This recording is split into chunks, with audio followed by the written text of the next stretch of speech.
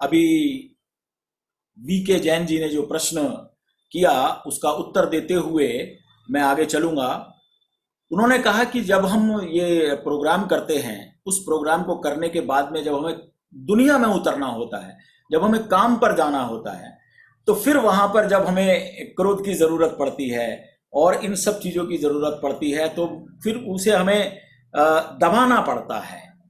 और उसको दबाने के कारण फिर हम सोचते हैं कि चलो इसे भी स्वीकार करो, इसे स्वीकार कर लेंगे तो ठीक होगा। तो ये बात उन्होंने कही। मैं यहाँ थोड़ा सा एक खुलासा करना चाहूंगा कि बात वो नहीं है जैसा आप समझ रहे हैं। बात वो नहीं है, बात समझने की है। बात अगर समझ में आ जाती है तो फिर हमारे लिए सब कुछ एक लीला हो जाता है। जैसे एक पिक्चर का हीरो होता है, वो क्या करता है? वो एक्टिंग करता है, और एक्टिंग का मतलब होता है एक्ट। वो एक्ट कर रहा है, वो झूठ है जो वो कर रहा है। लेकिन फर्क क्या होता है कि आप जब सचमुच में उसको करने लगते हैं तब दिक्कत आती है। जब आप ध्यान करते हैं तो आप अपनी सच्चाई में प्रतिष्ठित हो जाते हैं कि दिस इज माई ट्रूथ, ये मेरा होना जो है वो ये है एक्चुअली। अब जब आप संसार में आते हैं तो शरीर तो वही रहेगा ना, मन तो वही रहेगा, मन में जो चीजें हैं वो भी वही रहेंगी, और हमारे पास सभी चीज मौजूद हैं। ऐसा नहीं है कि हमारे पास कोई वृत्ति नहीं है, हमारे पास सारी वृत्तियां मौजूद होती हैं हमारे भीतर। आप सोचते हैं कि उन वृत्तियों से मुक्त होने का मतलब है कि उन वृत्तियों का समाप्त हो जाना हमारे भीतर से। नहीं नहीं, वो सभी चीज मौजूद रहती हैं, लेकिन वक्त आने पर हमारे वो काम आती हैं। किस तरह से काम आती हैं? जैसे ध्यान में आपको पता लगता है कि मैं साक्षी चैतन्य तत्व हूं, मेरा स्वभाव प्रेम है, करुणा है, दया है, मित्रता है, ये मेरा स्वभाव है, असली स्वभाव है ये मेरा। तब आप क्या करते हैं? तब आप जब नीचे उतर के आते हैं तो आपको इस संसार को क्या समझते हैं? तब आप संसार भी आपको झूठा लगता है, सच्चाई नहीं है वो, आपको पता है एक दिन समाप्त हो जाएगा। तो जब उस झूठ में आपको कुछ झूठा एक्ट करना पड़े तो क्या नहीं करोगे आप? झूठा एक्ट करना पड़ेगा, तो आप जब झूठा एक्ट करोगे तो वो एक्टिंग है, लेकिन आपका काम तो निमट जाएगा। अब झूठ में झूठ बोलना क्या बड़ी बात है? सपना है। आपका कोई वर्कर है, उसने आपको कुछ ऐसी बात हो गई है कि आपको उसको कहना पड़ता है, तो क्या आप एक्टिंग नहीं कर सकते? क्या आप अपनी आंखें तरेड़ नहीं सकते? क्या आप चेहरे पे गुस्सा नहीं ला सकते? अपनी भाव भंगिमाओं को जब आप कथक करते हैं या कुछ ऐसा करते हैं, उसमें सारा खेल आपकी भाव भंगिमाओं और मुद्राओं का होता है। तो अब क्या करते हैं आप उस वक्त? क्या एक ही चीज से आप वो करते नहीं, आप तरह तरह की भाव भंगिमाएं बनाते हैं। अपने हाथ की मुद्राओं से लेके, अपनी आंखों से लेके, अपने चेहरे से लेके, आप ऐसा वो करते हैं आप ऑल टुगेदर। तो अगर आपको किसी को गुस्से की अगर एक्टिंग करनी है, याद रखना मैं एक्टिंग की बात कर रहा हूं, क्योंकि जब आप एक्टर हो जाते हो तब बात बिल्कुल पलट जाती है। और ओशो ने बहुत बार कहा है, यह संसार एक लीला है, यह एक रंगमंच है, यहां पर सब कुछ नाटक है। आपको एक रोल मिला है, किसी को पति का रोल मिला है, किसी को पत्नी का रोल मिला है। रोल्स मल्टी डायमेंशनल भी हो सकते हैं। मैं किसी का बेटा हूं, मैं किसी का पति हूं, मैं किसी का पिता हूं, मैं किसी का दोस्त हूं। अब ऐसा तो नहीं है कि मैं अपनी माँ वाला रोल जो है वो मैं सबके साथ अदा कर सकता हूं। जब माँ के सामने होऊंगा तो मुझे माँ का रोल अदा करना पड़ेगा। जब पत्नी के साथ हूं तो पत्नी का रोल अदा करना पड़ेगा, पत्नी के साथ कैसा होता हूं मैं, बच्चों के साथ मैं कैसा होता हूं, वो रोल मुझे अदा करना पड़ेगा। और याद रहे, भीतर से सतत मैं जानता रहता हूं, ये मैं नहीं, मेरा होना मेरा साक्षी स्वभाव है, जो कि ये सब देख रहा है। कई बार तो एक्टिंग करने के बाद में खुद से भीतर से निकलता है, वाह धन्यम जी, खा गए पिक्चर को, गजब कर दिया, क्या एक्टिंग की है। लेकिन सामने वाला समझ रहा होता है कि बात बिल्कुल ठीक है। गजब। तब आपको अपने कलाकार होने का पता चलता है, तब आपको अपने परमात्मा स्वरूप होने का पता चलता है, क्योंकि सबसे बड़ा कलाकार तो वही है, परमात्मा। कलैव ब्रह्म, कला ही ब्रह्म है। तो ऐसा आप जब जिंदगी में जब आप उतरते हैं तो आप एक्ट करते हैं चीजों के प्रति। यहां पर किसी चीज को दबाना नहीं है। दबाना क्यों है? किस लिए दबाना है? आपको लग रहा है ऐसा है, इससे क्या हो जाए। आप तो जानते हैं ना कि मैंने एक्टिंग की या मैंने सचमुच में गुस्सा किया। लेकिन जब आप एक्टिंग करते हैं तो सचमुच का गुस्सा विलीन हो जाता है, क्योंकि अब तो यहां एक्टिंग करनी है और आपको पता है कि जरूरी है। अगर मैंने ये नहीं किया तो ये जो संसार का काम है ये चलेगा नहीं, ये चलना पड़ेगा। तो उस वक्त ना तो स्वीकार करने की जरूरत पड़ेगी, ना दमन करने की जरूरत पड़ेगी, और ना ही फिर निर्जरा की जरूरत पड़ेगी। फिर उसे निर्जरा की भी जरूरत नहीं पड़ेगी। माना कि आपके पास सारे टूल्स हैं, लेकिन एक बार बात समझ में आ जाए तो आप आराम से इस दुनिया से गुजरते हैं। जहां आपको एक्टिंग करनी है वहां पर एक्टिंग कर सकते हैं। लोग समझते नहीं है, इसलिए धोखा खाते हैं। भगवान रामचंद्र जी ने 3 दिन तक समंदर से विनय की कि मुझे रास्ता दे दे, मुझे रास्ता दे दे, मुझे रास्ता दे दे। और फिर तुलसीदास जी के कहने में फर्क हो गया, क्योंकि तुलसीदास जी और राम की भाव दशा में बहुत फर्क है। राम रोष कर रहे थे। रोष का मतलब समझते हैं? क्रोध की एक्टिंग को रोष कहते हैं। बड़े रोष में आ गया एकदम से कोई व्यक्ति। राम जैसा व्यक्ति क्रोध नहीं करता। तो जब समुद्र ने रास्ता नहीं दिया तो फिर श्लोक लिखते हैं तुलसीदास, विनय न मानत जलधि गढ़। विनय, इसमें भी आया था ना विनय। विनय न मानत जलधि जड़ गए 3 दिन बीत गए। बोले राम सकोप तब। सकोप मतलब क्रोध में। बोले राम सकोप तब, भय बिन होई न प्रीति। बिना भय के प्रीति नहीं होती। अब यहां भी समझने की बात यह है कि आपको शैलेंद्र जी ने भी समझाया कि जहां भय होता है वहां प्रीति नहीं होती। वो कहने की बात है, लेकिन तुलसीदास ने तो कहा ना, भय बिन होई ना प्रीति, तो गलत कहा। इसी बात को आधार मानकर मैंने ये कहा कि ये बात थोड़ी सी गलत हो गई कि उन्होंने उनके एक्टिंग वाले रोष को क्रोध समझ लिया। राम जैसा व्यक्ति ऐसा नहीं कर सकता कभी भी। तो विनय करते करते जब दिन इतने हो गए तो उनको लगा कि इसको जरा दिखाना ही पड़ेगा। उन्होंने अपना बाण निकाला, कमान पर चढ़ाया तीर को और कहा कि भय बिन होए ना पीति, सुखा डालूंगा मैं तुझे, एक तीर के अंदर तुझे सुखा दूंगा। और तब समुद्र आता है त्राहिमाम त्राहिमाम त्राहिमाम करता हुआ और कहता है कि मैं आपको रास्ता देने के लिए तैयार हूं। तो इस एपिसोड को जो मैंने आपको बताया, आप समझ सकते हैं राम जैसा व्यक्ति कभी क्रोधित नहीं हो सकता। वो विनय है, उनकी शीलता है, उनके पास बहुत सहनशीलता है, लेकिन उनको ये पता है कि बिना ये दिखाए बात बनेगी नहीं। तो वहां पर वो उसकी एक्टिंग करते हैं। तो ये हम सबके लिए पूरे जीवन के अंदर सबके समझने जैसा आधार है कि ये संसार एक सपना है, सच्चाई नहीं है। सच्चाई तो ये है कि हम अपने भीतर साक्षी चैतन्य तत्व हैं, हम आत्मा हैं। लेकिन आत्मा व्यापार तो नहीं कर सकती संसार में। आत्मा को ना रोटी की जरूरत है, ना किसी भी चीज की जरूरत है, लेकिन शरीर को तो जरूरत है। आप उसे रोटी खिलाते हो। तो ये जो नीड्स हैं, हमारी बेसिक नीड्स हैं, उनको भी समझकर हमें अपने कृत्य करने पड़ते हैं, अपना कर्म करना पड़ता है। और भीतर ये बात जानते रहना होता है सतत, जिसे हम डबल एरोड कॉन्शियसनेस कहें, कि बाहर जो कुछ भी हो रहा है, ये जो ऑब्जेक्टिव अवेयरनेस है, वो इसी बात की अवेयरनेस है कि मैं आई एम एक्टिंग, मैं एक्टिंग कर रहा हूं। ये भी एक अवेयरनेस है। जब इस अवेयरनेस के साथ आप एक्टिंग करते हैं तो आप उससे जुड़ते नहीं हैं। जुड़ने का मतलब ही होता है उसके साथ इन्वॉल्व हो जाना। फिर आप रहते हैं साक्षी, भीतर से जानते हुए कि मैं साक्षी तत्व हूं और यहां पर जो मैं ये कर रहा हूं ये तो एक्टिंग है। और सामने वाले के व्यक्ति को पता नहीं है आपके भीतर क्या कर रहे हैं आप। वो ध्यान, वो सजगता, वो समाधि, वो सब आपके भीतर की बात है। वो फर्क आपके भीतर हुआ है, आपने साधना की है। सामने वाले को क्या पता?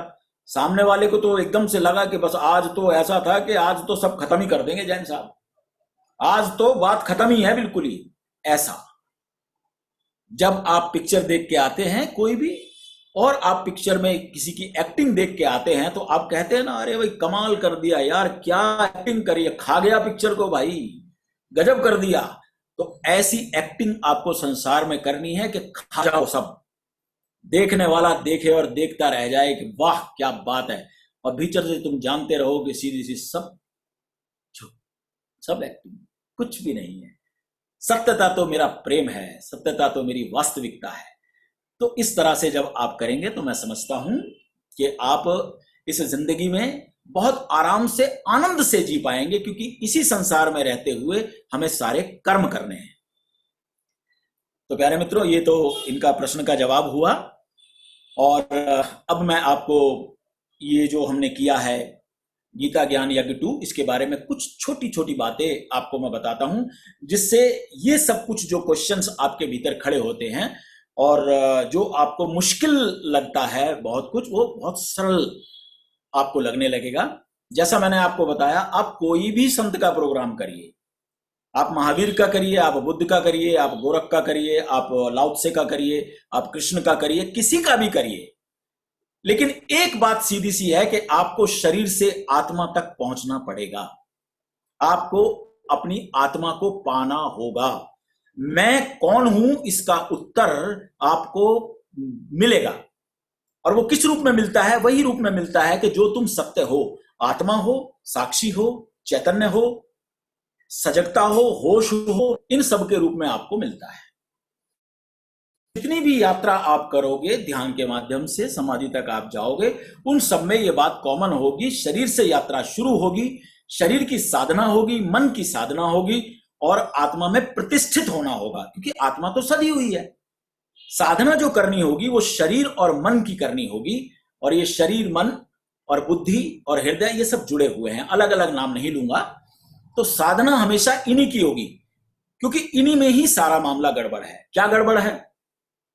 आपने भगवान श्री कृष्ण के 16वें अध्याय को आपने अलग अलग तरीके से जाना, जिसमें दैवीय और आसुरी शक्ति के बारे में आपने समझा कि दैवीय और आसुरी शक्तियां ये क्या हैं, कि कोई व्यक्ति इसे पा सकता है, कोई व्यक्ति इसे पा सकता है। अब आप इसे समझ लीजिए खूब अच्छी तरह से, कहीं बाहर से कुछ लाना नहीं है, सब कुछ आपके भीतर मौजूद है।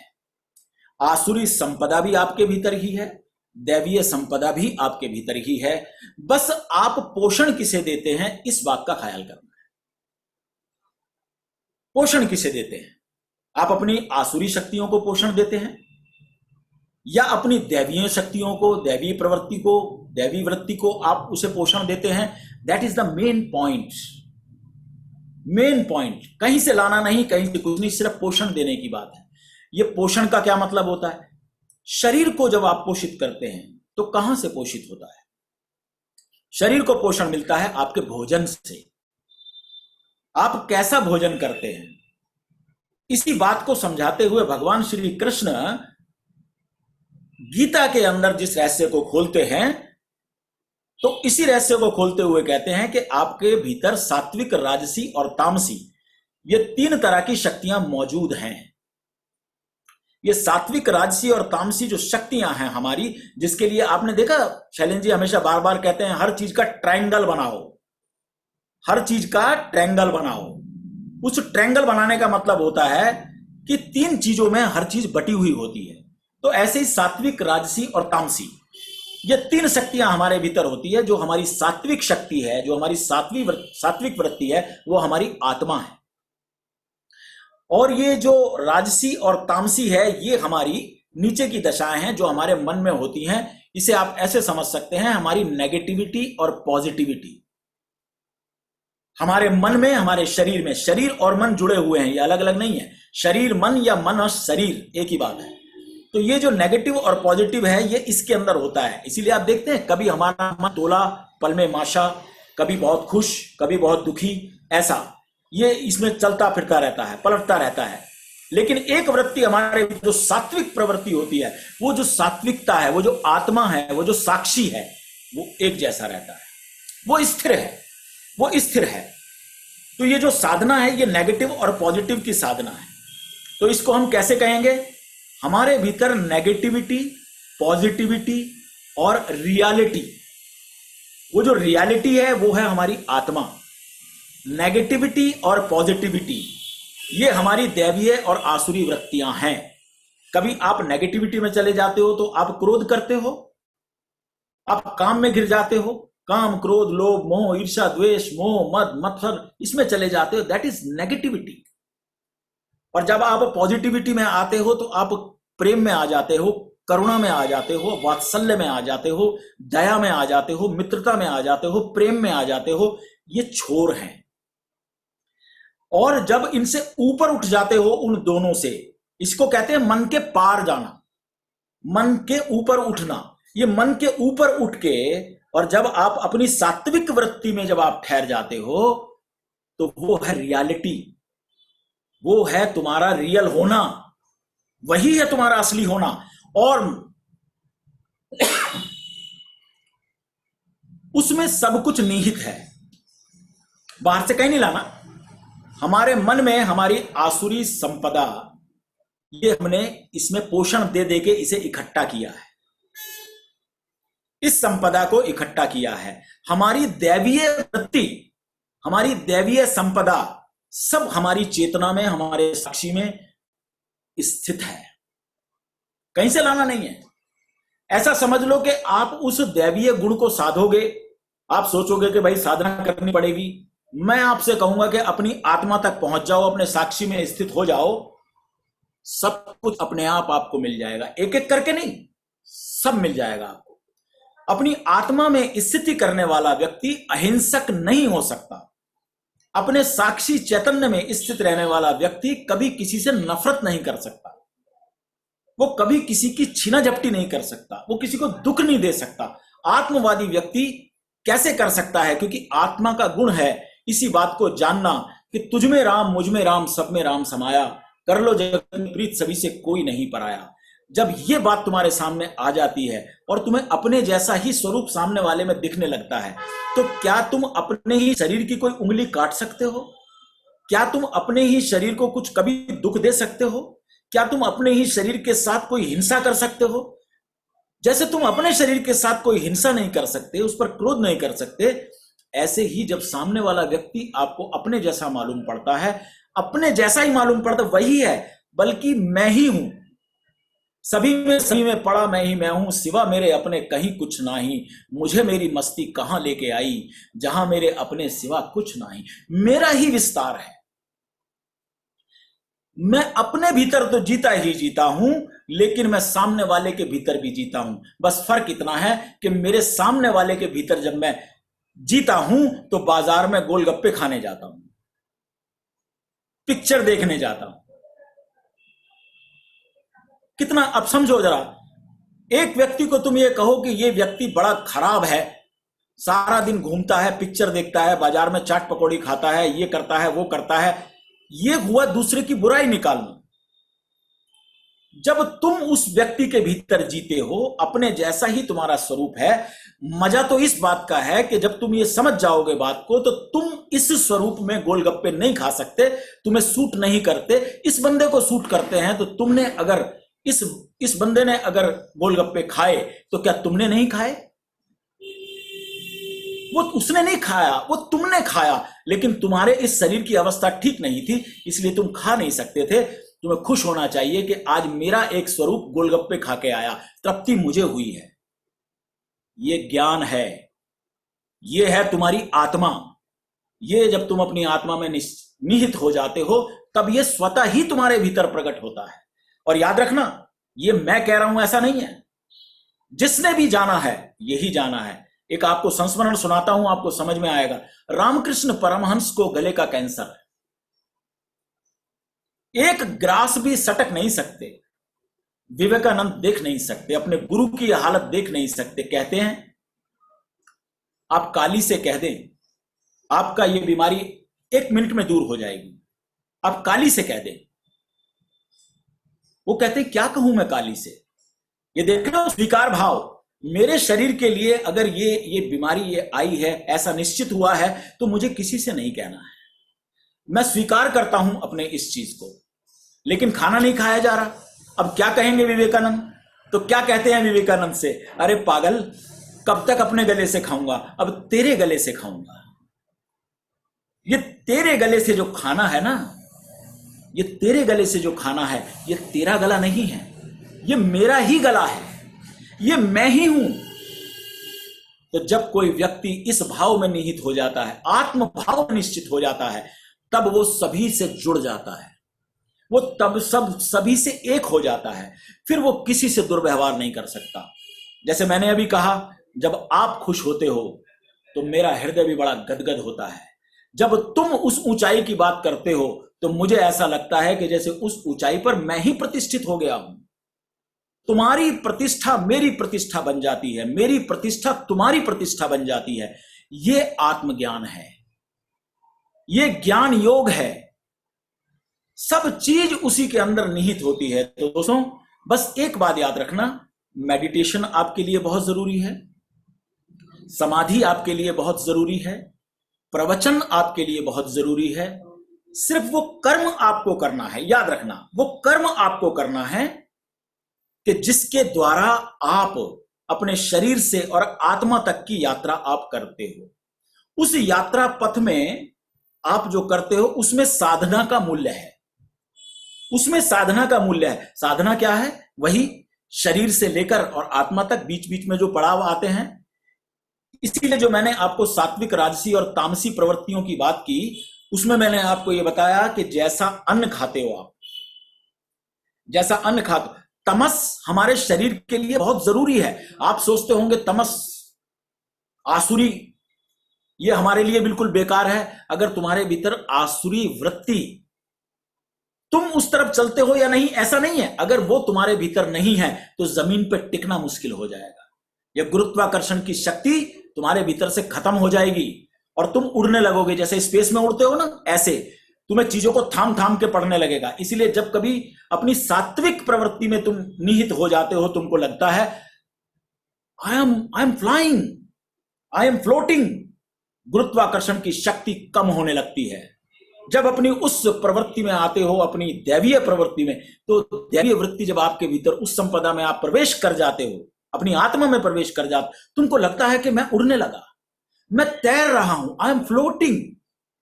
और जैसे ही आसुरी संपदा में आप अपने आप को क्रोध में, काम में, मोह में, मत्सर में, मद में, अहंकार में, जब आप इसमें आप निहित होते हो तो ये जमीन का गुरुत्वाकर्षण बढ़ जाता है और आप भारी हो जाते हो। भारी, हल्के नहीं रहते फिर आप। लेकिन ये सारी चीज आपके शरीर के लिए बहुत जरूरी है, ये सारी चीज आपके लिए बहुत जरूरी है। क्यों? जैसा खाओ अन्न वैसा होगा मन, जैसा होगा मन वैसे होंगे विचार, जैसा होगा विचार वैसा होगा आचरण, और जैसा आचरण होगा वैसे ही आपकी भावदशा निर्मित होगी। आपके चारों तरफ का संसार आप निर्मित करते हैं, उसी भावदशा में आप जीने लगते हैं। और इसी को बोलकर, इसको समझकर कोई उपनिषद का ऋषि मोक्ष की घोषणा कर देता है आहार के साथ। कहता है, आहार शुद्धो सत्व शुद्धि, सत्व शुद्धो ध्रुवा स्मृति, स्मृति लाभे सर्व ग्रंथि नाम विप्र मोक्ष। सभी ग्रंथियों का नाश हो जाता है, सभी ग्रंथियां खुल जाती हैं और निर्जरा हो जाती है उनकी सर्व ग्रंथि नाम विप्र मोक्ष, और व्यक्ति मोक्ष को प्राप्त होता है। आहार की शुद्धि से सत्व की शुद्धि होती है। सत्व माने सात्विकता, वो सात्विक, राजसी और तामसी, सत्व की शुद्धि होती है।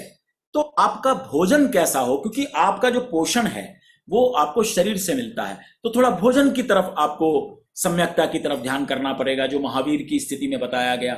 और भी सारे, पतंजलि भी बताते हैं, शरीर शुद्धि, मन शुद्धि।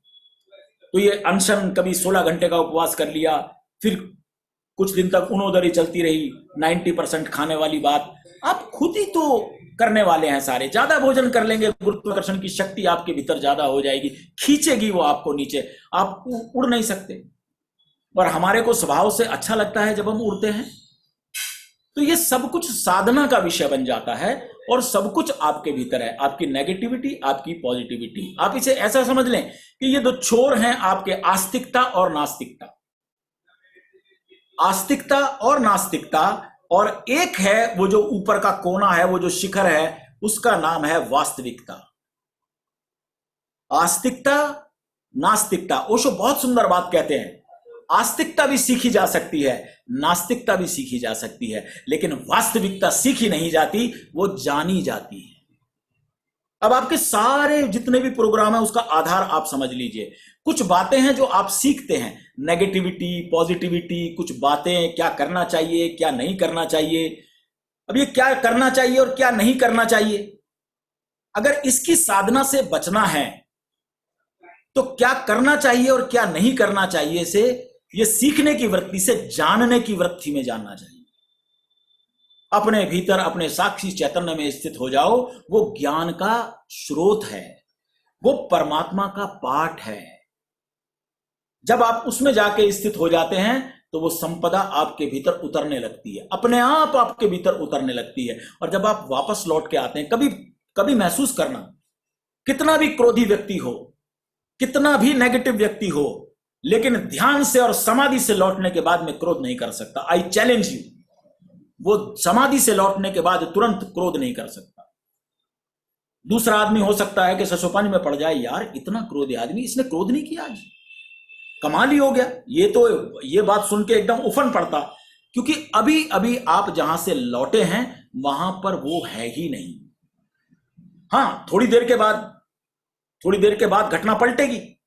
जैसे कभी कभी तुम कहते हो उस वक्त पता नहीं मुझे क्या हो गया था, हुआ ही नहीं मुझसे कुछ भी। वो इसलिए नहीं हुआ क्योंकि अभी आपके भीतर आप एक ऊंचाई से उतर कर आ रहे हैं। तो मैं आपको यह कहूंगा, बस उस ऊंचाई की चिंता करो, वहां पर स्थित होने की चिंता करो। जब आप उसमें स्थित हो जाते हो तो समझ लो तुम अपनी प्रज्ञा में स्थिर हो जाते हो। और गीता का जो स्थित प्रज्ञ शब्द है वो शब्द नहीं, फिर आप स्थित प्रज्ञ हो जाते हैं। जैसे भगवान श्री कृष्ण कहते हैं, हे अर्जुन, वो स्थित प्रज्ञ मनुष्य, यानी अपनी प्रज्ञा में स्थिर हुआ मनुष्य ज्ञानी है। अपनी प्रज्ञा में स्थित हुआ, जो प्रज्ञा स्वप्न में भी रहती है, जागते में भी रहती है, हमेशा 24 घंटे वो प्रज्ञावान है।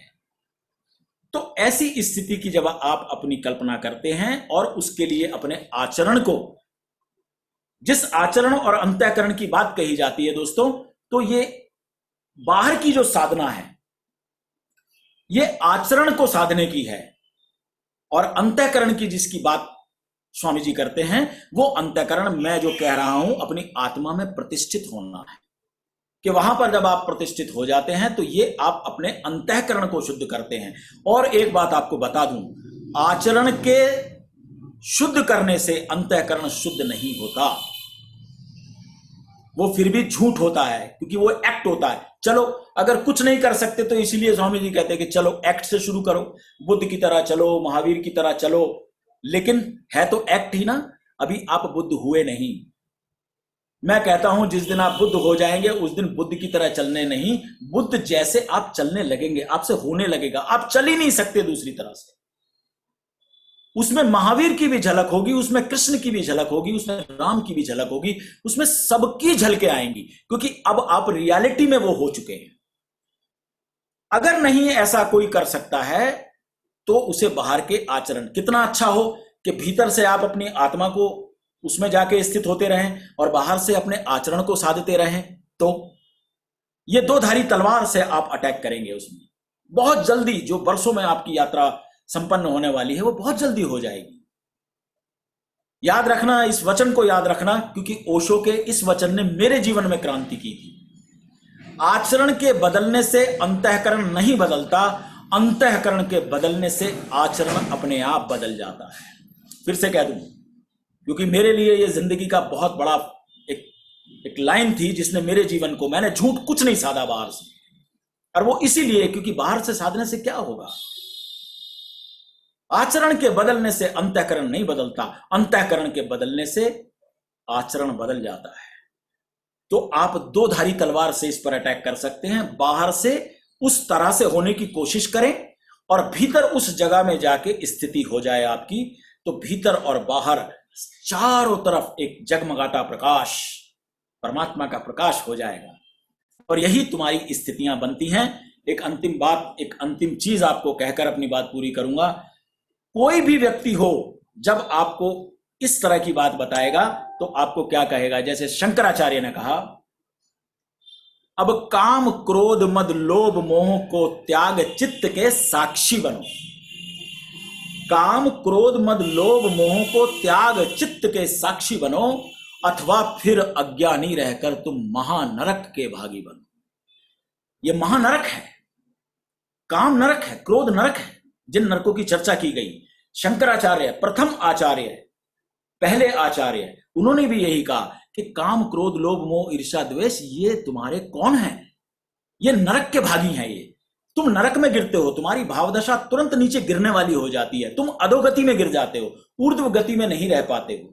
तो इसलिए इनको हटाने के लिए कहा है, इन वृत्तियों को। तो उन वृत्तियों को हटाने का एक ही इलाज है कि आप अपनी अधोगति की चिंता ना करें, आप अपनी ऊर्ध्व गति की चिंता करें। और आपको कितनी सारी बातें बताई जा चुकी हैं कि आपकी ऊर्ध्व गति और आपकी अधोगति it's totally depends on you, totally depends on you. आप साधना में जब आप बैठते हैं तो कैसे बैठना है, कैसे नॉन कंडक्टर होना है, कैसे रीढ़ सीधी रखनी है, कैसे शरीर शिथिल रखना है, ये सब स्थितियां आपकी ऊर्जा को ऊर्ध्वगामी करने के लिए काफी है। तो प्यारे मित्रों, आज की चर्चा को मैं यहीं पर विराम देता हूं और अंत में एक छोटा सा प्रयोग करवाकर हम विदा होते हैं।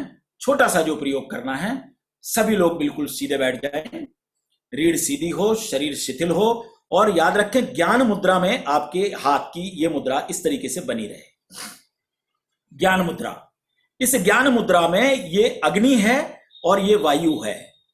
जब आपके भीतर आप उस स्थिति में बैठ जाते हैं, रीढ़ सीधी होती है, तो आपकी ऊर्जा ऊर्ध्वगामी होने के लिए रेडी हो जाती है, ऊपर की तरफ चलने लग जाती है, क्योंकि उसको अवरोध होता है, इसलिए वो ऊपर नहीं जाती। लेकिन आप बैठते के साथ ही, आपकी सीधा बैठते के साथ ही ऊपर की तरफ वो चलने लग जाती है। और फिर उसके बाद आप मुद्रा बनाते हैं, उस मुद्रा से उसमें गति और तेज हो जाती है, क्योंकि आपकी अग्नि और आपकी वायु दोनों को आपने मिला दिया, ये कॉन्टैक्ट ये आपने कर दिया। तो जब आप इस तरीके से बैठते हैं ध्यान मुद्रा में, तो आपकी गति, आपकी ऊर्जा की ऊर्ध्वगामी होने के लिए एकदम जेट विमान की तरह से वो काम करती है। और फिर उसके बाद अगर कोई आप प्रक्रिया करते हैं तो और गति हो जाती है उसमें। तो ये ऊर्ध्वगामी होना, ऊर्ध्वगामी करना और अधोगति में जाना, ये सब आपके हाथ में है, और ये मिनटों में हो जाती है, सेकंडों में हो जाती है। तो इसका छोटा सा प्रयोग कर लेंगे हम। रीढ़ सीधी हो, शरीर शिथिल हो, ज्ञान मुद्रा लगी हुई हो, अपना ध्यान अपने आज्ञा चक्र पर रखें, अपने अंतराकाश में भीतर रखें। श्वास को लेना शुरू करें। श्वास नाक से लेना है और मुंह से छोड़ना है। मुंह से जब आपको छोड़ना है तो पेट पिचक जाए और पेट के नीचे का हिस्सा सुकड़ जाए, ऊपर की तरफ सक हो जाए, थोड़ा सा ऊपर की तरफ। इस तरीके से आपको श्वास को लेना और छोड़ना है। स्टार्ट करें। श्वास लें, नाक से लें और लंबी श्वास लें, और लंबी ही श्वास अपने मुंह से छोड़ें।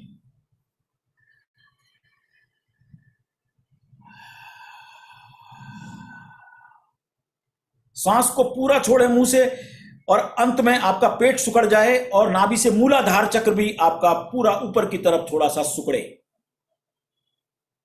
इस प्रक्रिया को जारी रखें।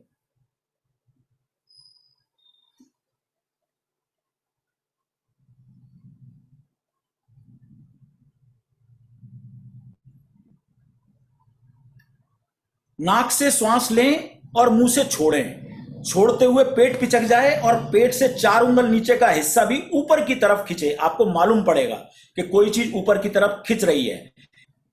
और अपना ध्यान पूरा का पूरा अपने आज्ञा चक्र की तरफ रखें। इसका मतलब हुआ कि आपका डेस्टिनेशन, आपकी ऊर्जा का जो आप दिशा निर्देश उसे दे रहे हैं, उसका डेस्टिनेशन है आपका आज्ञा चक्र, आपका अंतराकाश। आपके शरीर की स्थिति ठीक है, आपकी मुद्रा ठीक है, आपकी विधि ठीक है, आपका ध्यान ठीक दिशा में लगा हुआ है, और क्या चाहिए? कुछ ही देर में आपकी ऊर्जा ऊपर उड़ने लगती है। नाक से श्वास लें और मुंह से छोड़ें। छोड़ते हुए पेट और पेट से नीचे का हिस्सा सुकड़ जाए, ऊपर की तरफ शक हो। बस इस तरीके से शक करते जाएं, और ज्यादा ताकत नहीं लगानी है, बिल्कुल आराम से करना है कोई भी काम। याद रखें स्वामी जी का वचन, इजी इज राइट। किसी भी चीज को जो है अपने अहंकार से तोलना नहीं है कि आओ मैं बिल्कुल ठीक कर रहा हूं, मैं ठीक कर रही हूं, पूरा जोर लगा रही हूं। नहीं, रिलैक्स होकर करना है जो भी कुछ करना है। नाक से श्वास लें, मुंह से छोड़ें, नाक से श्वास लें, मुंह से छोड़ें।